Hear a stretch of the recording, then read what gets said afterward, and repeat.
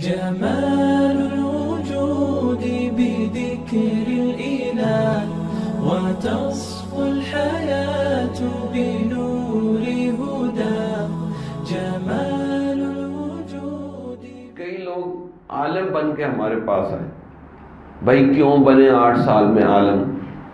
وہ جی ماں باپ نے کہا تھا بس بن گئے.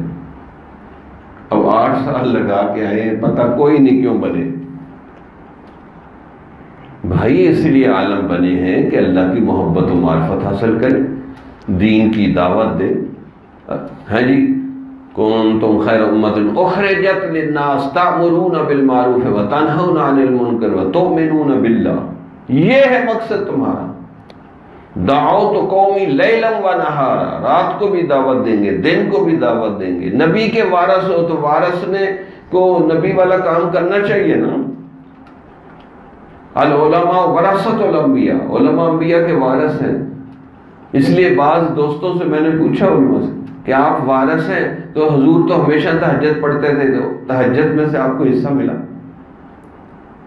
آپ کس طرح نماز پڑھتے تھے کہ سینہ ہانڈی کی طرح کھولتا تھا؟ کبھی آپ نے ایسی نماز پڑھی؟ آپ مسکرا کے بات کرتے تھے تو آپ کبھی مسکرائے؟ اللہ نے نبی کے اخلاق کی گواہی دی، انک لعلی خلق عظیم، کہ آپ کے اخلاق بڑے عظیم الشان ہیں. آپ کے اخلاق نبی والے ہیں؟ تو بندہ حیران ہوتا ہے کہ میں تو عالم ہوں اور مجھے تو کچھ بھی نہیں پتا. یعنی بندہ دیکھو تو حیران ہو جاتا ہے. تو بھائی یہ ساری چیزیں سیکھنے کے لیے پھر مشائخ کی صحبت میں آتے ہیں. جمال الوجود بذكر الإله وتصفو